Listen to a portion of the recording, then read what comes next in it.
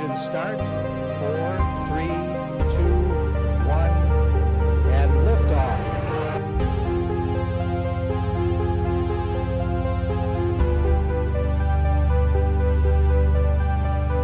Flight controllers here looking very carefully at the situation. Obviously a major malfunction.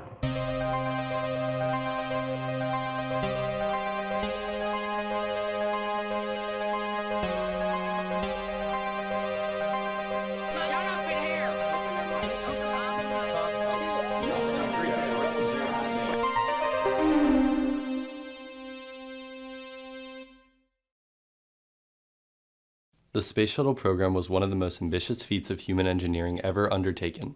Although never fully living up to its goals, it was undoubtedly an incredible program. Designed as a cheap, reliable, and efficient way to transport cargo and crew to low Earth orbit, the Space Shuttle flew a combined 135 missions over the course of 3 decades, launching several satellites, space telescopes such as the famed Hubble, and components of the International Space Station. The full stack consisted of 2 flanking solid rocket motors, otherwise known as SRBs, a large disposable liquid fuel external tank, and the orbiter itself. Everything except the external tank was refurbished and reused for a later flight. The program was also built as a way for everyday people to visit space, one such group being teachers. In 1984, the president at the time, Ronald Reagan, devised a project primarily for the purpose of inspiring students and enacting interest in STEM fields, allowing such teachers to engage in lessons live from an orbiting shuttle. The first of which being represented by New Hampshire high school teacher Krista McCullough, one of the Challenger 7. The date was January 28, 1986. It was a frigid morning in Cape Canaveral with temperatures reaching into the 20s. With icicles present on the Space Shuttle stack, it was right to assume a launch could not take place safely. The launch of Challenger had been delayed 5 times due to bad weather, with the date finally chosen being the coldest temperature a shuttle had ever launched in, roughly 15 degrees lower than the previous coldest launch. And here, eating their last meal before launch, sit the Challenger 7, Commander Dick Scobie, Pilot Michael Smith, Mission Specialist Ronald McNair, Mission Specialist Ellison Onizuka, Mission Specialist Judy Resnick, Payload Specialist Gregory Jarvis, and Payload Specialist Krista McCullough. After the completion of their meal, the crew boarded a NASA transport vehicle and began to drive to the launch site.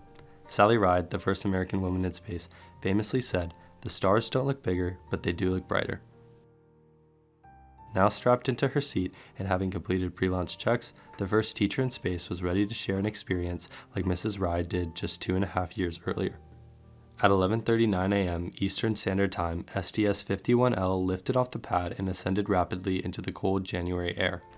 There was no immediate evidence of anything wrong to the flight controllers or the astronauts themselves, leading to the perception of a perfect launch.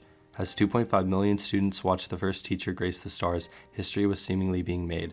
But that history was not what they thought. 104%. Challenger, go at throttle up. Challenger, go at throttle up.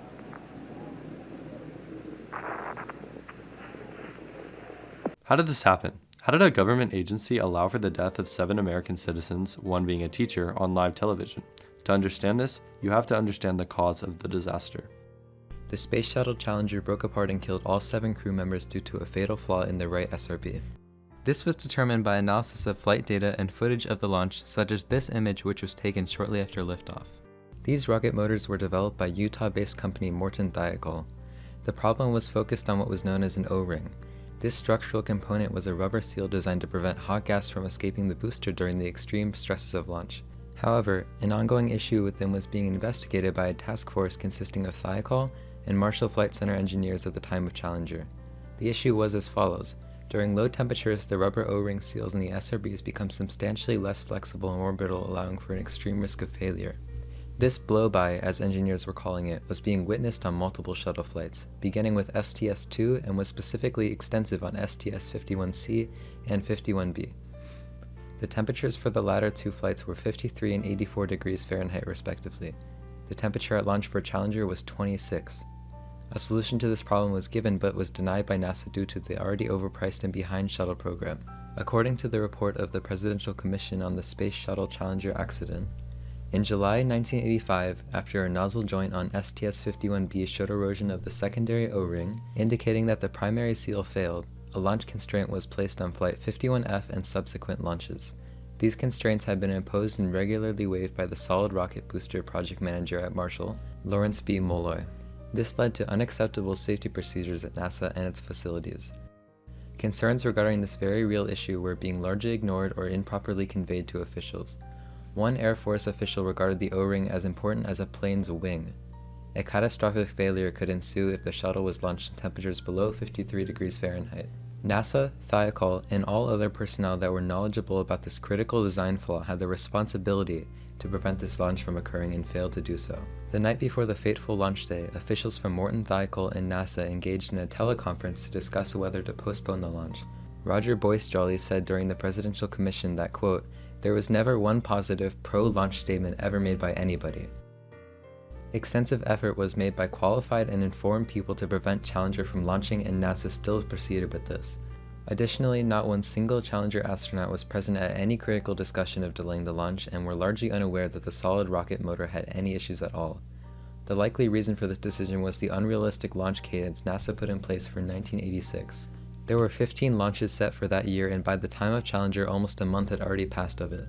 This combined with the excessive delays that already plagued STS-51L led to extremely risky and poor management, resulting in the Challenger disaster. The astronauts had every single right and reason to know about the issues involved in their launch, and they were not informed. Similarly, NASA had an extreme responsibility for the 7 lives aboard Challenger and failed after several warnings spanning years. This was truly a dark time for every party involved, especially for the families of those that were killed, and an immense lesson for NASA as a whole. The Challenger disaster is held in the hearts of many Americans who are alive today. Occurring only 39 years ago as of 2025, anyone in their 40s or older likely remembers this tragedy in graphic detail. The extensive live broadcasting to schools in all 50 states, combined with the visibility Florida residents had of the launch, Challenger undoubtedly remains in the minds of the American people. For many children in the 80s, this was their first introduction to death as a whole, and thus altered their view of the world in mere seconds. President Reagan chose to address the nation, and specifically the children of America, on the very same day the launch happened.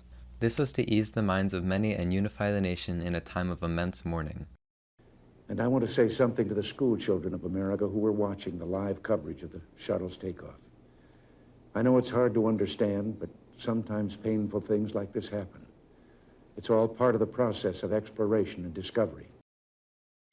Astronauts were viewed as heroes, unstoppable and brave, but the truth of the matter is that they were human beings.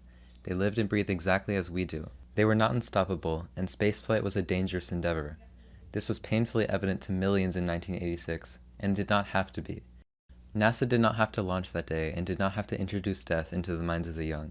Spaceflight is incredible, but human lives are far more important. The space shuttle still would have been there if the launch was delayed.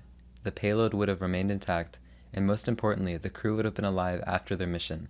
Nothing is more valuable than the health and safety of human beings, and the world realized this on that fateful January day.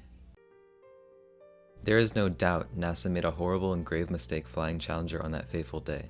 Because of this decision, 7 astronauts with friends, families, and people who cared about them are no longer alive. NASA had the ability to prevent this tragedy from occurring and failed to do so. Their responsibility to keep these astronauts safe and alive was not only for the astronauts themselves, but for the ones who cared about them. Everyone involved had the right to know about this issue, and it was kept dark and not conveyed to the direct people it was going to affect. This was an extreme tragedy for NASA, and after a brief no-flight period, the shuttle returned to the stars on September 29, 1988. Americans return to space. The space shuttle was an incredible vehicle, but it did not come without its hardships. Challenger, the Earth's cosmic sailboat, was taken by the waves of danger and sunken by the ones who built the ship. The crew of the Space Shuttle Challenger honored us for the manner in which they lived their lives. We will never forget them, nor the last time we saw them, this morning, as they prepared for their journey and waved goodbye, and slipped the surly bonds of Earth to touch the face of God.